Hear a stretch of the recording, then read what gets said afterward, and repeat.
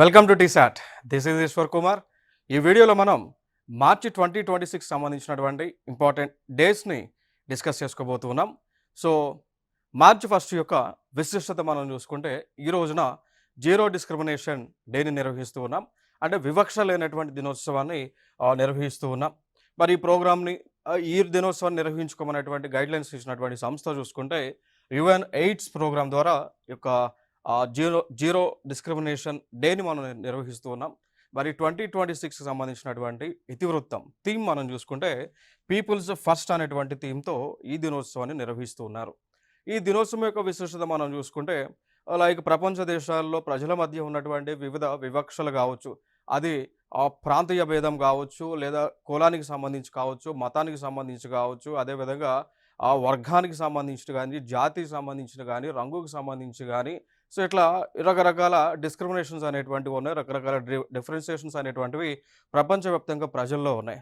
So ఇన్ని differences ఉన్నప్పటికీ కూడా ప్రజలందరూ కూడా ఏకంగా ఒకటిగా ఉండాలనేటువంటి నినాదంతోనే ఈ యొక్క జీరో డిస్క్రిమినేషన్ డేని నిర్వహిస్తూ ఉన్నాం. 1 మార్చ్ 2026 యొక్క విశిష్టత మనం చూసుకుంటే ఈ రోజున వరల్డ్ సివిల్ డిఫెన్స్ డేని, సో ప్రపంచ పౌర రక్షణ దినోత్సవాన్ని మనం నిర్వహిస్తూ ఉన్నాం.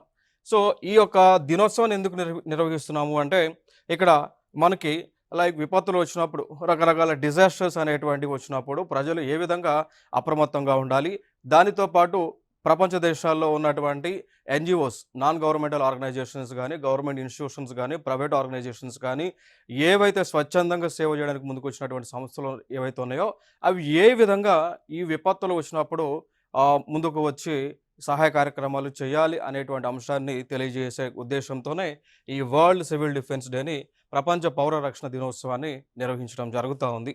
సో దీనిని నిర్వహించాలి అనేటువంటి ఆర్గనైజేషన్ చెప్పినటువంటి సంస్థ ఇంటర్నేషనల్ సివిల్ డిఫెన్స్ ఆర్గనైజేషన్ వారు తెలియజేయడం జరిగింది. సో ఈ రోజున పురస్కరించుకొని ప్రపంచ దేశాల్లో విపత్తులు వచ్చినటువంటి సమయంలో ఏ విధంగా మనం రెస్పాండ్ అవ్వాలి, అది ఫైర్ యాక్సిడెంట్ అవ్వచ్చు, లేదా సునామీ అవ్వచ్చు, సైక్లోన్ అవ్వచ్చు, అవలాంచెస్ అవ్వచ్చు, ల్యాండ్ స్లైడ్స్ అవ్వచ్చు, అర్త్క్వేక్స్ అవ్వచ్చు, ఏ విపత్తు వచ్చినా కూడా ఎలా రెస్పాండ్ అవ్వాలనేది ఆ కాన్సెప్ట్లో ఈ రోజున ప్రపంచ దేశవ్యాప్తంగా కూడా మాక్ డ్రిల్స్లను నిర్వహించడం జరుగుతుంది. సో దీనిని మొట్టమొదటిసారిగా 1990 సంవత్సరంలో ఫస్ట్గా దీన్ని నిర్వహించుకోవడం జరిగింది. అక్కడి నుంచి ప్రతి సంవత్సరం కూడా ఈ యొక్క దినోత్సవాన్ని నిర్వహిస్తూ ఉన్నాం. 3 మార్చ్ యొక్క 2026 యొక్క విశిష్టత మనం చూసుకుంటే ఈ రోజున world wild life day, so ప్రపంచ వన్యప్రాణి దినోత్సవాన్ని మనం నిర్వహించుకుంటూ ఉన్నాం. సో 2013 సంవత్సరంలో యునైటెడ్ నేషన్స్ యొక్క నిర్ణయంతో ఈ దినోత్సవాన్ని మనం నిర్వహించుకుంటూ ఉన్నాం. సో ఈ రోజున ప్రపంచ దేశాలలో ఉన్నటువంటి వన్యప్రాణులు ఏవైతే ఉన్నాయో వాటిని సంరక్షించేటువంటి బాధ్యతలను తీసుకోవడమే కాకుండా ఉన్నటువంటి బాధ్యతలను కూడా పటిష్టంగా సో ఒక డెడికేషన్తో ఇంప్లిమెంట్ చేస్తూ ఉంటాం. ఈ కోవలోనే ఈ యొక్క యానిమల్స్ని ప్రొటెక్ట్ చేయడానికి మన భారతదేశంలో కూడా కొన్ని చట్టాలను తీసుకురావడం జరిగింది. దాన్ని వైల్డ్ లైఫ్ ప్రొటెక్షన్ యాక్ట్ 1972ని తీసుకొచ్చారు. వన్యప్రాణుల సంరక్షణ చట్టం తీసుకొచ్చి దీని ద్వారా భారతదేశంలో ఉన్నటువంటి జీవులన్నింటినీ కూడా రక్షిస్తూ ఉన్నారు. ఈ కోవలోనే ప్రాజెక్ట్ టైగర్ అనేటువంటిది 1973లో లాంచ్ చేశారు. ప్రాజెక్ట్ ఎలిఫెంట్ అని 1992లో లాంచ్ చేశారు. ప్రాజెక్ట్ చీతా అని 2022 సంవత్సరంలో లాంచ్ చేయడం జరిగింది. అట్లా వివిధ ప్రాజెక్టులను లాంచ్ చేసి భారతదేశంలో ఉన్నటువంటి జీవులను రక్షిస్తూ ఉన్నారు. అదేవిధంగా ప్రపంచ దేశాల్లో ఉన్నటువంటి జీవులను కూడా రక్షించడం జరుగుతూ ఉంది. మార్చి 4 యొక్క విశిష్టత మనం చూసుకుంటే ఈ రోజున నేషనల్ సేఫ్టీ డే, జాతీయ భద్రత దినోత్సవాన్ని నిర్వహించుకోవడం జరుగుతూ ఉంది. సో నిర్వహించాలి అనేటువంటి చెప్పినటువంటి సంస్థ కూడా మనం చూసుకుంటే నేషనల్ సేఫ్టీ కౌన్సిల్. మరి ఎందుకు ఈ రోజునే నేషనల్ సేఫ్టీ డేని మనం నిర్వహిస్తున్నామంటే ఈ రోజున నేషనల్ సేఫ్టీ కౌన్సిల్ ఏర్పాటు అయినటువంటి సందర్భం 1966 సంవత్సరంలో ఏర్పాటు అవ్వడం జరిగింది. సో దీని ద్వారా ఏం చేస్తూ ఉంటారంటే లైక్ భద్రతను ఏ విధంగా మనం ఇవ్వాలి, ప్రజలకు ఏ విధంగా మనం సేఫ్టీ ప్రికాషన్స్ అందించాలి, అదేవిధంగా ప్రజలను సురక్షితంగా ఉంచడానికి ఎటువంటి చర్యలు తీసుకోవాలి అనేటువంటి ఆస్పెక్ట్స్లో ఈ రోజున అవగాహన కార్యక్రమాలన్నీ కూడా నిర్వహించడం జరుగుతూ ఉంటుంది. అదేవిధంగా ఈ ఇండస్ట్రీస్లో సో ఇక మనకి ఇండస్ట్రీస్లో వచ్చేటువంటి విపత్తులు ఏవైతే జరుగుతూ ఉన్నాయో, లేదా ఇండస్ట్రీస్లో వివిధ రకాలైనటువంటి గ్యాసెస్ లీక్ అవుతూ ఉన్నాయో, సో వాటి నుంచి మనం ఏ విధంగా రక్షించుకోవాలి అనేటువంటి ఆస్పెక్ట్స్లో ఆ యొక్క డేని మనం నిర్వహిస్తూ ఉన్నాం. దానితో పాటు ఈ యొక్క ఇన్స్టిట్యూషన్లో సేఫ్టీ ప్రికాషన్స్ తీసుకోవడం, స్ట్రాంగ్ సేఫ్టీ ప్రికాషన్స్ తీసుకోవడం, తద్వారా ఈ యొక్క ప్రాణ నష్టం గానీ, ఆస్తి నష్టం గానీ తగ్గించేటువంటి కార్యక్రమం ఉద్దేశ్యంతో ఇది నిర్వహించడం జరుగుతా ఉంది. సో, ఇటీవల మనం చూసుకున్నట్లయితే భోపాల్ గ్యాస్ ట్రాజడీ అనేటువంటిది జరగడం జరిగింది. సో, భోపాల్ గ్యాస్ ట్రాజడీలో మిథైల్ ఐసోసైనేట్ అనేటువంటి ఒక ప్రాణాంతకమైనటువంటి, హానికరమైనటువంటి వాయువు విడుదలయ్యి కొన్ని వేల మంది మరణించడం జరిగింది. సో, ఈ దృష్ట్యా ఇక ఫర్దర్‌గా ఇప్పుడు కూడా ఇట్లాంటి అంశాలు జరగకుండా ఉండాలనేటువంటి ఉద్దేశ్యంతోనే ఈ నేషనల్ సేఫ్టీ డేని నిర్వహించుకుంటూ ఉన్నాం. 8th మార్చ్ యొక్క విశిష్టత మనం చూసుకుంటే, ఈ రోజున ఇంటర్నేషనల్ ఉమెన్ డేని నిర్వహించుకుంటూ ఉన్నాం. సో, అంతర్జాతీయ మహిళా దినోత్సవాన్ని మార్చ్ 8న నిర్వహించుకుంటూ ఉన్నాం. సో, దీనిని నిర్వహించాలనేటువంటి ప్రపోజల్ తీసుకొచ్చింది యునైటెడ్ నేషన్స్ వాళ్ళు తీసుకొచ్చారు. సో, 1975లో సో, ఆ సంవత్సరం నుంచి కూడా సో, మనము ఈ యొక్క ఇంటర్నేషనల్ ఉమెన్ డేని నిర్వహించుకుంటూ ఉన్నాం. దానితో పాటు 1975 అనేటువంటి సంవత్సరాన్ని ఇంటర్నేషనల్ ఉమెన్స్ ఇయర్‌గా కూడా అంతర్జాతీయ సంస్థ అయినటువంటి యునైటెడ్ నేషన్స్ వారు ప్రపోజ్ చేయడం జరిగింది. సో, ఆ కోవలోనే ఇక ప్రతి సంవత్సరం కూడా అంతర్జాతీయ మహిళా దినోత్సవాన్ని నిర్వహించుకుంటూ ఉంటాం. దీనిలో భాగంగా మనము ఈ యొక్క ఉమెన్‌కి సంబంధించి, ఉమెన్ ఎంపవర్‌మెంట్‌కి సంబంధించి, మహిళా సాధికారతకు సంబంధించి అనేక కార్యక్రమాలను అమలు చేస్తూ ఉంటాం. మహిళల యొక్క రక్షణ కోసం తీసుకోవాల్సినటువంటి చర్యలను తీసుకుంటూ ఉంటాం. ఈ కోవలోనే భారత రాజ్యాంగంలో కూడా మహిళల యొక్క అభ్యున్నతి కోసం, మహిళల యొక్క సమానత్వం కోసం ఆర్టికల్ 14 గానీ, 15 గానీ, 16 లాంటి అంశాలను ఇండియన్ కాన్స్టిట్యూషన్‌లో పొందుపరచడం జరిగింది. దానితో పాటు 73వ రాజ్యాంగ సవరణ, 74వ రాజ్యాంగ సవరణ చేసి ఈ యొక్క స్థానిక సంస్థల్లో అంటే లోకల్ సెల్ఫ్ గవర్నమెంట్‌లో కూడా మహిళలకు 33% రిజర్వేషన్‌లని ఇవ్వటం జరుగుతూ ఉంది. ఇక దానితో పాటు ఇటీవల 106వ రాజ్యాంగ సవరణ చేసి భారత రాజ్యాంగంలో 106 కాన్స్టిట్యూషనల్ అమెండ్మెంట్ యాక్ట్ చేసి నారీ శక్తి అనేటువంటి ఒక చట్టాన్ని తీసుకొచ్చారు. తద్వారా ఈ చట్టము ద్వారా మహిళలకు భారతదేశంలో జరిగేటువంటి ఎన్నికలలో అది ఎంపీకి కావచ్చు, ఎమ్మెల్యే కావచ్చు, ఢిల్లీ ఎలక్షన్స్ కావచ్చు, వీటిలో మహిళలకు 33% రిజర్వేషన్లను ఇచ్చేటువంటి కార్యక్రమాన్ని కూడా చేయడం జరిగింది ఈ యొక్క 106 కాన్స్టిట్యూషనల్ అమెండ్మెంట్ యాక్ట్ ద్వారా. 10 మార్చ్ యొక్క విశిష్టత మనం చూసుకుంటే, ఈ రోజున సిఐఎస్ఎఫ్ రైజింగ్ డేని నిర్వహించుకుంటూ ఉన్నాం. సో, సిఐఎస్ఎఫ్ ఆవిర్భావ దినోత్సవం. సో, 10th మార్చ్ 1969న ఈ యొక్క సెంట్రల్ ఇండస్ట్రియల్ సెక్యూరిటీ ఫోర్స్ అనేటువంటి ఒక వ్యవస్థని తీసుకురావడం జరిగింది. సో, వీరు మన భారతదేశంలో ఉన్నటువంటి వివిధ సంస్థలకు భద్రతని అందించేటువంటి దళంగా ఉన్నారు. సో, కాబట్టి ఈ రోజున ఇన్స్టిట్యూషన్ ఏర్పాటు చేశారు కాబట్టి పురస్కరించుకొని సో, సిఐఎస్ఎఫ్ రైజింగ్ డేని నిర్వహించుకోవడం జరిగింది. సో, ఈ సిఐఎస్ఎఫ్ అనేటువంటి సంస్థ ఏదైతే మనకు ఒక బెటాలియన్ ఉంటుందో, ఇది మినిస్ట్రీ ఆఫ్ హోమ్ అఫైర్స్ ఆధ్వర్యంలో వర్క్ చేస్తూ ఉంటుంది, విధులను నిర్వహించడం జరుగుతుంది. మరి వీరు భారతదేశంలో ఉన్నటువంటి విమానాశ్రయాలు అంటే ఎయిర్పోర్ట్స్ ఏవైతే ఉన్నాయో, మెట్రో నెట్వర్క్లు ఏవైతే ఉన్నాయో, పోర్ట్స్ ఏవైతే ఉన్నాయో, అదేవిధంగా న్యూక్లియర్ సెంటర్స్ ఏవైతే ఉన్నాయో, న్యూక్లియర్ పవర్ ప్లాంట్స్ ఏవైతే ఉన్నాయో, దాంతోపాటు పబ్లిక్ సెక్టర్ యూనిట్స్ దగ్గర, పబ్లిక్ సెక్టర్ ఎంటర్ప్రైజెస్ దగ్గర వీరు ఈ యొక్క సెక్యూరిటీని అందిస్తూ ఉంటారు సిఐఎస్ఎఫ్ వారు. మార్చి 14 యొక్క విశిష్టత చూసుకుంటే, ఈ రోజున పై డేని నిర్వహించుకోవడం జరుగుతుంది ప్రపంచవ్యాప్తంగా కూడా. సో, పై అనేటువంటిది ఈ లెటర్తో మనం ఇండికేట్ చేస్తూ ఉంటాం. సో, దాని యొక్క వాల్యూ మనం చూసుకుంటే 3.14. సో, కంటిన్యూస్గా ఉంటుంది. సో, దీనికి ఒక ఎండింగ్ అనేటువంటిది ఉండదు. దాంతోపాటు రికరింగ్ డిజిట్స్ అనేటువంటివి ఉండవు. సో, పై యొక్క వాల్యూ 3.14 నుంచి చాలా వాల్యూస్ వెళ్తూ ఉంటాయి. టెర్మినేషన్ లేదు, రికరింగ్ కూడా ఉండదు అనమాట. సో, కాబట్టి ఈ 3.14లో 3 అనేటువంటి లెటర్ మార్చి నెలని ఇండికేట్ చేస్తుంది. 14 అనేటువంటి లెటర్ మార్చి నెలలో 14వ రోజుని ఇండికేట్ చేస్తుంది. సో, కాబట్టి ఈ రోజున ఈ పై డేని మనం నిర్వహిస్తూ ఉన్నాం. అంటే పై యొక్క వాల్యూ 3.14. సో, మనకి నెలలో చూసుకుంటే 3 అంటే మార్చి, 14 అంటే డే. కాబట్టి ఈ పైలో 3.14 ఉంది కాబట్టి ఈ రోజున ఈ పై డేని మనం నిర్వహించుకోవడం జరుగుతూ ఉంది. సో, ఇదొక ఇర్రేషనల్ నెంబర్ అనమాట, కరణీయ సంఖ్య అని అంటాం. సో, ఇది కంటిన్యూస్గా ఆ నెంబర్ అనేటువంటిది వస్తుంది, ఎక్కడ కూడా ఎండింగ్ అనేటువంటిది ఉండదు. మరి ఈ పై అనేటువంటి దానిని ప్రపోజ్ చేసింది లియోనార్డ్ యూలర్ అనమాట. సో, ఈవెన్ యూలర్ సిద్ధాంతంలో కూడా పై వాల్యూ గురించి మనకి ఇంటిగ్రేషన్స్ కానీ, క్యాలిక్యులేషన్స్ కానీ ఇవన్నీ కూడా ఉంటాయి. ఇదే పైని మనం 22/7గా కూడా రాయొచ్చు. ఇదే పై లెటర్ని మనం సర్కిల్ యొక్క సర్కంఫరెన్స్ని ఫైండ్ అవుట్ చేయడానికో, సర్కిల్ యొక్క ఏరియాని ఫైండ్ అవుట్ చేయడానికో కూడా ఈ యొక్క వాల్యూని మనం యూస్ చేస్తూ ఉంటాం. లైక్ సర్కిల్ యొక్క ఏరియా మనం ఫైండ్ అవుట్ చేయాలి అంటే πr² అని రాస్తూ ఉంటాం. సర్కిల్ యొక్క సర్కంఫరెన్స్ మనం రాయాలి అంటే 2πr అనేటువంటిది రాస్తూ ఉంటాం. క్లియర్? సో ఈ విధంగా మనం పై అనేటువంటి వాల్యూని ఉపయోగించడం జరుగుతుంది. ఇంకొక అంశం, ఇదే రోజున ఆల్బర్ట్ ఐన్స్టీన్ గారి యొక్క జన్మదినోత్సవం కూడా ఈ యొక్క పై డేన మనం నిర్వహించుకోవడం జరుగుతూ ఉంది. సో 2009లో United States House of Representative వారు ఈ యొక్క మార్చి 14ని పై డేగా వారు గుర్తించడం జరిగింది. మార్చి 15 యొక్క విశిష్టత మనం చూసుకుంటే ఈ రోజున world consumer rights day, so ప్రపంచ వినియోగదారుల హక్కుల దినోత్సవాన్ని నిర్వహించుకోవడం జరుగుతూ ఉంది. మరి ఈ దినోత్సవం పురస్కరించుకొని ప్రపంచ దేశాల్లో ఉన్నటువంటి వినియోగదారులు ఎవరైతే ఉన్నారో, కన్స్యూమర్స్ ఎవరైతే ఉన్నారో వారి యొక్క హక్కులను వారికి తెలియజేస్తూ ఉంటారు. అదేవిధంగా వారి యొక్క హక్కులను వారు అనుభవించలేకపోతే వారు ఎటువంటి చర్యలు తీసుకోవచ్చు, న్యాయస్థానాలు ఏం చేస్తూ ఉన్నాయి, న్యాయస్థానాల వల్ల ఏ విధంగా న్యాయాన్ని పొందవచ్చు అనేటువంటి అంశాలన్నీ కూడా ఈ రోజున ప్రపంచ దేశాల్లో ఉన్నటువంటి ప్రజలందరికీ కూడా అవగాహన కార్యక్రమాల ద్వారా తెలియజేస్తూ ఉంటారు.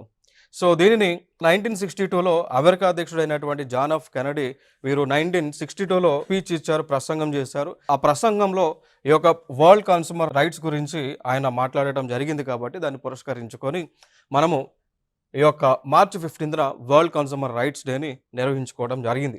మరి కోవాలో భారతదేశంలో ఉన్నటువంటి వినియోగదారులు ఎవరైతే ఉన్నారో, కన్స్యూమర్స్ ఎవరైతే ఉన్నారో, కస్టమర్స్ ఎవరైతే ఉన్నారో వారి యొక్క హక్కులను ప్రొటెక్ట్ చేయడానికి భారతదేశం కూడా ఒక చట్టం తీసుకువచ్చింది. దాన్ని కన్స్యూమర్ ప్రొటెక్షన్ యాక్ట్ 2019గా మనం చెప్పవచ్చు.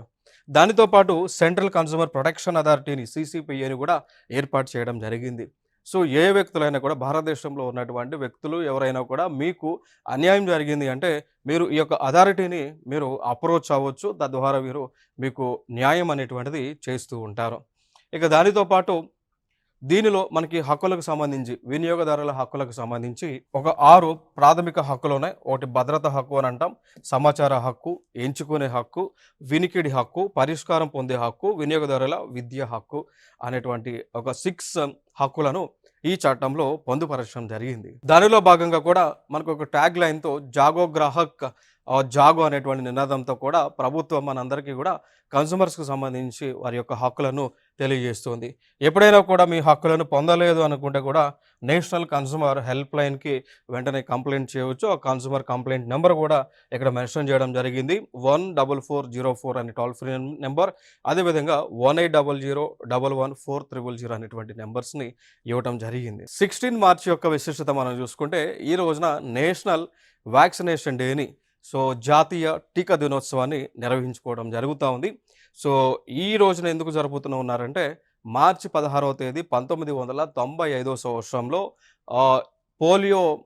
పల్స్ పోలియో ఇమ్యునైజేషన్ని ప్రోగ్రామ్ని ప్రారంభించారు. దాన్ని పురస్కరించుకొని మార్చి 16న మనం నేషనల్ వ్యాక్సినేషన్ డేని జరుపుతూ ఉంటాం. ఈ యొక్క దినోత్సవాన్ని నిర్వహించేటువంటి నోడల్ ఏజెన్సీ కూడా ministry of health and family welfare నిర్వహిస్తూ ఉంటారు. ఆ కోవలోనే మనకి భారత ప్రభుత్వం ఒక స్కీమ్ని లాంచ్ చేయడం జరిగింది. దానినే యూనివర్సల్ ఇమ్యునైజేషన్ ప్రోగ్రామ్ UIP అని పిలుస్తూ ఉంటాం. సో ఈ ప్రోగ్రామ్ని అన్ని రాష్ట్రాల్లో కూడా ఇంప్లిమెంట్ చేస్తూ ఉన్నారు. సో ఈ ప్రోగ్రామ్ అనుసరించి ప్రోగ్రామ్ ఆస్పెక్ట్స్లో భారతదేశంలో ఉన్నటువంటి పిల్లలందరికీ కూడా ఉచితంగా టీకాలు అందిస్తూ ఉన్నారు. ఈ వ్యాధులకు సంబంధించి, అది పోలియో సంబంధించి కానీ, క్షయవ్యాధి కానీ, మేజిల్స్ కానీ, హైపటైటిస్ B కానీ, డిఫ్టీరియా కానీ, ధనుర్వాతం కానీ, సో ఇట్లాంటి వ్యాధులకు రాకుండా, సంక్రమించకుండా పిల్లలకు ఉచితంగా టీకాలనే ప్రభుత్వాలు అందిస్తూ ఉన్నాయి. ఏ program? Universal immunization program. So దీన్నే మిషన్ ఇంద్రధనుష్ అని కూడా మనం పిలవచ్చు. మార్చి 20 యొక్క విశిష్టత మనం చూసుకుంటే ఈ రోజున ఇంటర్నేషనల్ డే ఆఫ్ హ్యాపీనెస్ని, సో అంతర్జాతీయ ఆనంద దినోత్సవాన్ని నిర్వహించుకుంటూ ఉన్నాం. సో ఇది నిర్వహించాలి అని మన గైడ్లైన్స్ ఇచ్చినటువంటి సంస్థ యునైటెడ్ నేషన్స్ వారు 2012లో గైడ్లైన్స్ ఇవ్వడం జరిగింది. దాన్ని పురస్కరించుకొని ఈ యొక్క ఇంటర్నేషనల్ డే ఆఫ్ హ్యాపీనెస్ని నిర్వహించుకుంటూ ఉన్నాం. ఈ సందర్భంగా వరల్డ్ హ్యాపీనెస్ రిపోర్ట్ను కూడా విడుదల చేస్తూ ఉంటారు. వరల్డ్ హ్యాపీనెస్ రిపోర్ట్ విడుదల చేసేటువంటి సంస్థ ఏది అన్నప్పుడు ఐక్యరాజ్య సమితిలో ఉన్నటువంటి ఐక్యరాజ్య సమితి యొక్క సస్టైనబుల్ డెవలప్మెంట్ సొల్యూషన్స్ నెట్వర్క్ ఏదైతే ఉందో, సో వీరు ఈ రిపోర్ట్ని జారీ చేస్తూ ఉంటారు. మరి ఈ రిపోర్ట్ అనుసరించి, ఇటీవల విడుదల చేసినటువంటి రిపోర్ట్ అనుసరించి దీనిలో భారతదేశం యొక్క ర్యాంక్ ఎంత ఉంది అంటే 147కి భారతదేశం యొక్క ర్యాంక్ వచ్చేసి 118గా ఉంది. మరి ఈ రిపోర్ట్‌లో వరల్డ్ హ్యాపీనెస్ రిపోర్ట్‌లో ఫస్ట్ ప్లేస్‌లో ఉన్నటువంటి దేశం ఏది అంటే ఫిన్లాండ్. సో గత 8 సంవత్సరాల నుంచి కూడా ఈ వరల్డ్ హ్యాపీనెస్ రిపోర్ట్‌లో ఫిన్లాండ్ అనేటువంటి దేశం ముందు ప్లేస్‌లోనే ఉంటుంది. ఫస్ట్ ప్లేస్‌లోనే ఉంటుంది. లైక్ ఫిన్లాండ్ గుర్తుపెట్టుకోవడానికి కూడా ఈజీ. ఫిన్లాండ్ దాన్ని ఫైన్‌లాండ్‌గా చెప్పుకోండి. సో ఫైన్ అంటాం. సో ఫైన్ అని ఎప్పుడు అంటాం? ఆల్వేస్ ఎప్పుడైతే హ్యాపీగా ఉంటామో ఫైన్ అని చెప్తూ ఉంటాం. So fine nothing but Finland. అట్లా గుర్తుపెట్టుకోవచ్చు. సో ఫస్ట్ ప్లేస్‌లో ఉంటుంది. ఇక నెక్స్ట్ సెకండ్ ప్లేస్‌లో డెన్మార్క్, ఐస్లాండ్, స్వీడన్, నెదర్లాండ్ దేశాలు ఉన్నాయి. అండ్ లీస్ట్ పొజిషన్‌లో చూసుకుంటే ఆఫ్ఘనిస్తాన్ ఉంది. 147 ర్యాంక్‌తో లీస్ట్ హ్యాపీ కంట్రీగా ఉంది. ఈ యొక్క ఇంపార్టెంట్ అంశాలు ఇవి. మార్చి 21 యొక్క విశిష్టత మనం చూసుకుంటే ఈ రోజున ఇంటర్నేషనల్ డే ఆఫ్ ఫారెస్ట్ అంతర్జాతీయ అటవీ దినోత్సవాన్ని నిర్వహించుకుంటూ ఉన్నాం. సో దీనిని నిర్వహించాలి అనేటువంటి ప్రపోజల్ చేసినటువంటి సంస్థ చూసుకుంటే యునైటెడ్ నేషన్‌లో ఉన్న జనరల్ అసెంబ్లీ వారు 2012లో ప్రపోజ్ చేయడం జరిగింది. కాబట్టి అంతర్జాతీయ అటవీ దినోత్సవాన్ని నిర్వహించుకుంటూ ఉన్నాం. ఈ రోజున ప్రపంచ దేశాలన్నీ కూడా అడవులను రక్షించాల్సినటువంటి ప్రాధాన్యత ఏముంది? అటవుల యొక్క పర్సెంటేజ్‌ని పెంచాల్సినటువంటి ఆవశ్యకత ఏముంది? అఫారెస్టేషన్ చెట్లను ఎందుకు నాటాలి? వన మహోత్సవం లాంటి ప్రోగ్రామ్‌లను ఎందుకు లాంచ్ చేయాలనేటువంటి ఆస్పెక్ట్స్‌లో ప్రపంచ దేశాలన్నిటికీ కూడా ఈ రోజున అవేర్‌నెస్ క్యాంప్స్ ద్వారా తెలియజేస్తూ ఉంటారు. దాంతో పాటు ప్రపంచ దేశాలన్నీ కూడా ఈ రోజున మొక్కలు నాటేటువంటి కార్యక్రమాలు కూడా చేస్తూ ఉంటారు. That is important aspects.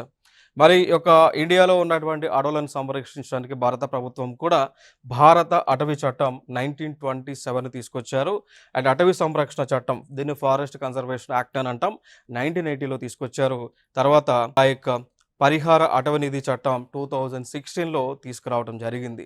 So ఈ చట్టాలను అనుసరించి భారతదేశంలో ఉన్నటువంటి అటవీ విస్తీర్ణము పెంచేటువంటి ఆస్పెక్ట్స్‌లో ఆలోచన చేస్తూ ఉన్నారు.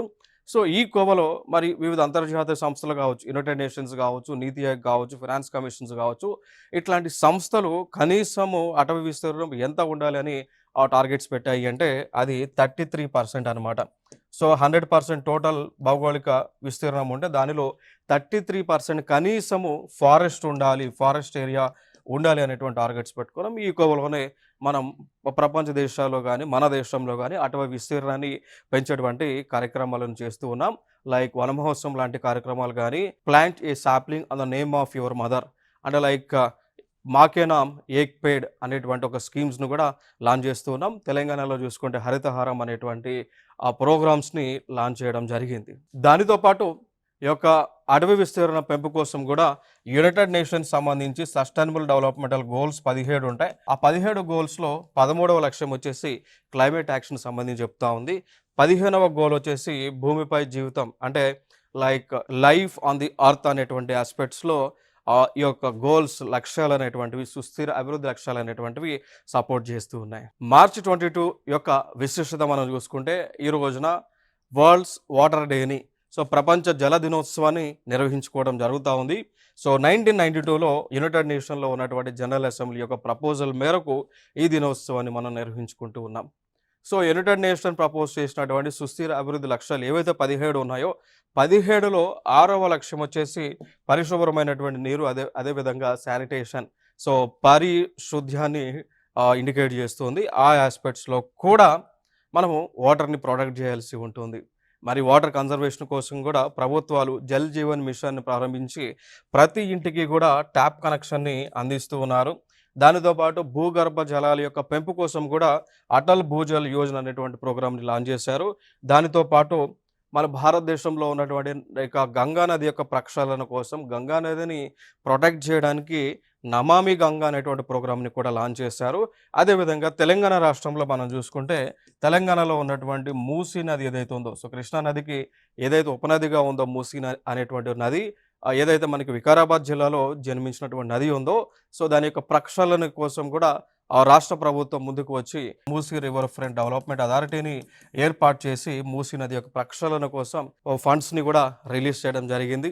23 మార్చి విశిష్టత మనం చూసుకుంటే ఈ రోజున వరల్డ్ మెటరాలజికల్ డే ప్రపంచ వాతావరణ దినోత్సవాన్ని మనం నిర్వహించుకుంటూ ఉన్నాం. ఎందుకు ఈ రోజున నిర్వహిస్తున్నాము అంటే దానికి గల కారణము 23 మార్చి 1950న వరల్డ్ మెటరాలజికల్ ఆర్గనైజేషన్ ప్రపంచ వాతావరణ సంస్థని ఏర్పాటు చేసుకోవడం జరిగింది. ఎక్కడ ఏర్పాటు చేశారు అంటే స్విట్జర్లాండ్ దేశంలో ఉన్నటువంటి జెనీవా అనేటువంటి ప్రాంతంలో ఏర్పాటు చేయడం జరిగింది. కాబట్టి దాని ఆవిష్కరణ ఎస్టాబ్లిష్ చేసినటువంటి దినోత్సవాన్ని పురస్కరించుకొని వరల్డ్ మెటరాలజికల్ డేని మనం నిర్వహించుకోవడం జరుగుతూ ఉంది. మరి దీనికి ప్రస్తుతము సెక్రటరీ జనరల్గా ఎవరున్నారంటే సెలెస్టీ సావ్లో అనేటువంటి వారు సెక్రటరీ జనరల్గా ఉన్నారు. మరి ఈ ఆస్పెక్ట్స్లో మరి ఇండియాకి సంబంధించి ఏదైనా వాతావరణ సంస్థ ఉంది అంటే ఇండియాకి సంబంధించి కూడా ఒక వాతావరణ సంస్థ ఉంది. దాన్ని ఐఎండి, ఇండియన్ మెటరాలజికల్ డిపార్ట్మెంట్ అని పిలుస్తూ ఉంటాం. ఇది 1875లో ఏర్పాటు చేయడం జరిగింది. సో ఇది మినిస్ట్రీ ఆఫ్ అర్త్ సైన్సెస్ పరిధిలో వర్క్ చేస్తూ ఉంటుంది. సో ఈ ఇండియన్ మెటరాలజికల్ డిపార్ట్మెంట్, సో భారతీయ వాతావరణ సంస్థ ఏదైతే ఉందో ఇది భారతదేశంలో ఎటువంటి విపత్తులు వచ్చినా లేదా వర్షాలు వచ్చినా తుఫాన్లు వచ్చినా ఈ సంస్థ మనకి కంటిన్యూస్గా రిపోర్ట్స్ అనేటువంటివి ఇస్తూ ఉంది. సో దానితో పాటు ఎర్లీ వార్నింగ్ సిస్టమ్స్ని, అదేవిధంగా ఎర్లీ వార్నింగ్ అలారమ్స్ని కూడా ఐఎండి వారు మనకి తెలియజేస్తూ ఉంటారు. సో తుఫాన్ ఏర్పడేటువంటి 72 గంటల్లోనో లేదా 4 డేస్లోనో 5 డేస్ నుంచి కూడా మనకి అలర్ట్స్ ఇస్తూ ఉన్నారు. పలానా బే ఆఫ్ బెంగాల్లో, అరేబియన్ సీలో, ఇండియన్ ఓషన్లో అల్పపీడన ద్రోణి అనేటువంటిది ఏర్పడబోతుంది అని ఇన్ఫర్మేషన్ ఇచ్చేటువంటి సంస్థే ఇండియన్ మెటరాలజికల్ డిపార్ట్మెంట్. 23 మార్చి యొక్క విశిష్టత మనం చూసుకుంటే ఈ రోజున షాహీద్ దివాస్, దాన్ని మార్టర్స్ డేగా నిర్వహిస్తూ ఉన్నాం. సో అమరవీరుల యొక్క దినోత్సవం ఈ రోజున. సో కారణం ఏంటి అంటే ఈ రోజున 23 మార్చ్ 1931లో బ్రిటిష్ వాళ్ళు ముగ్గురు భారతీయులను భగత్ సింగ్ గారిని అండ్ శివరాం రాజ్గురుని అండ్ 3 సుఖ్దేవ్ తప్పర్ గారిని ఈ రోజున లాహోర్లో ఉరి తీయటం జరిగింది. సో కాబట్టి వారిని మనం గుర్తిస్తూ స్మరించుకుంటూ వారు చేసినటువంటి త్యాగానికి గుర్తుగా మనం ఈ రోజున యొక్క దినోత్సవాన్ని నిర్వహించుకొని వారిని మనం గుర్తిస్తూ ఉంటాం. అయితే వీరు ముగ్గురికి సంబంధించి పంజాబ్లో హుస్సేన్ వాలీ నేషనల్ మార్టర్స్ మెమోరియల్ని కూడా నిర్మించడం జరిగింది. సో అక్కడ ఈ రోజున వారికి సంతాపం తెలియజేస్తూ ఉంటారు. సో దానితో పాటు మరి వీరిని ఎందుకు బ్రిటిష్ వాళ్ళు హతమార్చడం జరిగింది అంటే ఈ కారణం వచ్చేసి వీరు 1928లో బ్రిటిష్ ఆఫీసర్ అయినటువంటి జాన్ సాండర్స్ని లాహోర్ ప్రాంతంలో చంపడం జరిగింది. అంటే బ్రిటిష్ వాళ్ళు అందరూ కూడా మన భారతదేశం పైన వ్యతిరేకంగా, భారతీయుల పైన వ్యతిరేకంగా, అదేవిధంగా భారతీయులను హింసిస్తున్నటువంటి క్రమంలో భారతదేశంలో ఉన్నటువంటి సంపదను దోచుకున్నటువంటి క్రమంలో వారికి వ్యతిరేకంగా ఉన్నటువంటి అంటే వారికి వ్యతిరేకంగా వారికి సపోర్ట్ చేసేటువంటి ఆఫీసర్లు అయినటువంటి జాన్ సాండర్స్ని చంపారు 1928లో. దానికి ప్రధాన కారణం లాలా లజపత్ రాయ్ గారిని వారు ప్రొటెస్ట్ చేస్తున్నటువంటి సమయంలో, అంటే సైమన్ కమిషన్కి వ్యతిరేకంగా ప్రొటెక్ట్ చేస్తున్నటువంటి సమయంలో వారిపైన లాఠీ చార్జ్ చేసి మరణానికి కారణమైనటువంటి వ్యక్తి ఈ జాన్ సాండర్స్ అనేటువంటి వ్యక్తి. ఇంకా అదేవిధంగా 1929లో సెంట్రల్ అసెంబ్లీలో భగత్ సింగ్ అదేవిధంగా బట్కేశ్వర్ దత్ వీళ్ళిద్దరూ కూడా ఈ సెంట్రల్ లెజిస్లేటివ్ అసెంబ్లీ పైన బాంబులు విసిరానటువంటి నెపంతో కూడా వీరికి ఉరి శిక్షను వేయటం జరిగింది. నెక్స్ట్ 24 మార్చి యొక్క విశిష్టత మనం చూసుకుంటే ఈ రోజున వరల్డ్ ట్యూబర్క్లోసిస్ డే, సో ప్రపంచ క్షయవ్యాధి దినోత్సవాన్ని నిర్వహించుకుంటూ ఉన్నాం. ఈ రోజున ప్రపంచ దేశాల్లో ఉన్నటువంటి ఈ టీబీ పేషెంట్లకు చేయూతనివ్వడం, మెడికల్ ఫెసిలిటీని అందించడం, అదేవిధంగా టీబీని భారతదేశంలో ప్రపంచ దేశాల్లో లేకుండా నిర్మూలించడానికి ఎటువంటి కార్యక్రమాలు తీసుకోవాలి, ఇటువంటి మెడికల్ ట్రీట్మెంట్స్ని ఇవ్వాలనేటువంటి ఆస్పెక్ట్స్తో ఈ రోజున అవగాహన కార్యక్రమాలన్నీ కూడా నిర్వహించడం జరుగుతుంది. సో 24 మార్చ్ 1882లో జర్మన్ సైంటిస్ట్ అయినటువంటి రాబర్ట్ కాచ్ ఈ ట్యూబర్క్లోసిస్ అనేటువంటిది ఈ మైకోబాక్టీరియం ట్యూబర్క్లోసిస్ ద్వారా వస్తుంది అనేటువంటి అంశాన్ని కనుగొనడం జరిగింది. సో కాబట్టి ఆ ఆస్పెక్ట్స్లో 24 మార్చిని ఆయన కనుగొన్నారు కాబట్టి అందుకోసమే వరల్డ్ ట్యూబర్క్లోసిస్ డేని నిర్వహించుకోవడం జరుగుతూ ఉంది. సో దానితో పాటు భారత ప్రభుత్వం కూడా 2025 లోపు భారతదేశంలో ట్యూబర్క్లోసిస్ అనేటువంటిది లేకుండా చేయడం జరిగింది. అసలు యాక్చువల్ టార్గెట్ వచ్చేసి 2030 ప్రపంచ దేశాలు టార్గెట్ పెట్టుకుంటే 2025 కల్లా భారతదేశము టీబీ యొక్క వ్యాధిని భారతదేశంలో లేకుండా నిర్మూలించడం జరిగింది. ఈ ఆస్పెక్ట్స్లో కూడా డాట్స్ డైరెక్ట్లీ అబ్జర్వ్ ట్రీట్మెంట్ని ఇక టీబీ నిర్మూలన కోసం ఇస్తూ ఉన్నారు. దాంతోపాటు ప్రభుత్వ హాస్పిటల్స్లో ఫ్రీగా మెడికల్ ట్రీట్మెంట్ని, ఫ్రీగా మెడిసిన్స్ని, ఫ్రీగా న్యూట్రిషనల్ సపోర్ట్ని కూడా ఈ టీబీ పేషెంట్లకు ఇస్తూ ఉన్నారు.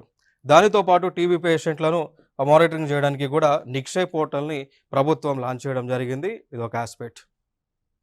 సో ఇది టీబీ పేషెంట్లకు సంబంధించినటువంటి ఎక్స్రేస్.